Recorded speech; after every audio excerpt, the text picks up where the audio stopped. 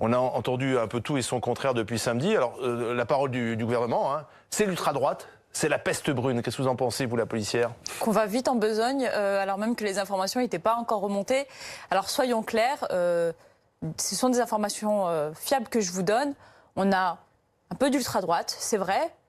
Avec parcimonie, on va dire. Plutôt le matin. Plutôt au début, plutôt oui. D'ailleurs, ils ont été observés hein, avec des drapeaux bien significatifs et qui sont propres à leurs idéologies.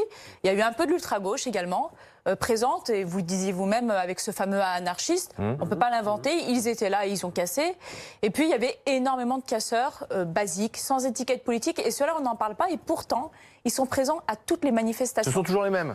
Alors, en fait, on a des groupes, essentiellement qui viennent de banlieue, qui sont issus des groupes cités, on va dire, qui sont signalés par la direction du renseignement, qui prévient qu'il va y avoir de ce qu'on appelle de la délinquance acquisitive.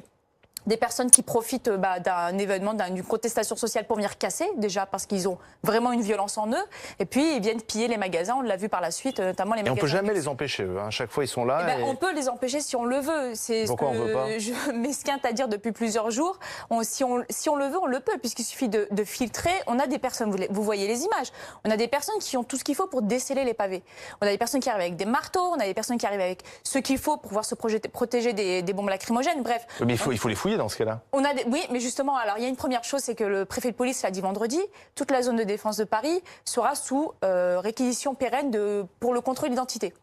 En tout cas pour la journée de samedi. Donc ce qui voulait dire que toute opération de contrôle d'identité était possible samedi à la sortie des métros et d'effectuer un filtre comme on le fait avant la fan zone pour éviter que des personnes n'entrent avec des outils. Il aurait fallu en fait fouiller à la sortie des métros des Champs-Élysées. Bien sûr, mais on le fait pour la fan zone alors qu'on a 1 million de personnes qui arrivent. Il y a le RER qui arrive. On ne le faire pour une manifestation de plusieurs milliers. Et il est là le problème, c'est qu'on nous a assuré vendredi que les Champs-Élysées seraient interdits et au final on a 120 pauvres CRS qui effectuent un barrage qui a juste pour mission de protéger le palais de l'Élysée qui se retrouve à devoir sécuriser l'ensemble des Champs-Élysées. Alors en fait, c'était fermé en bas, mais pas en haut? C'est ça. En fait, tout le monde est arrivé, les milliers de manifestants sont arrivés. On aurait pu fermer en haut les Champs-Élysées et on n'aurait pas vu ces images? Mais il aurait fallu fermer le haut des Champs-Élysées.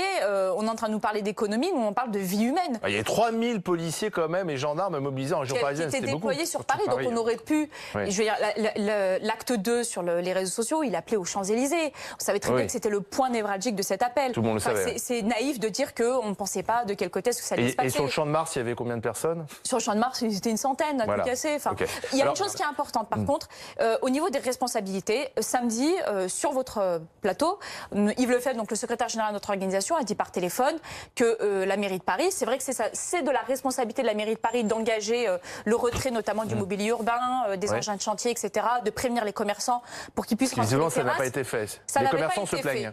Samedi, on nous avait informé que la mairie de Paris n'avait pas daigné le faire. En réalité, on a eu des informations bien plus fiables que cela dimanche. Et il s'avère que la préfecture de police a dit à la mairie de Paris qu'il n'était pas nécessaire de déployer autant de force. Donc il y a eu, selon vous, une erreur d'appréciation Il y a une erreur d'appréciation. Il faut renvoyer chacun à sa responsabilité. Et je pense qu'au niveau de la préfecture de police, il y a de vraies interrogations et une vraie responsabilité à prendre. On va aller vite parce qu'on a un peu perdu de temps.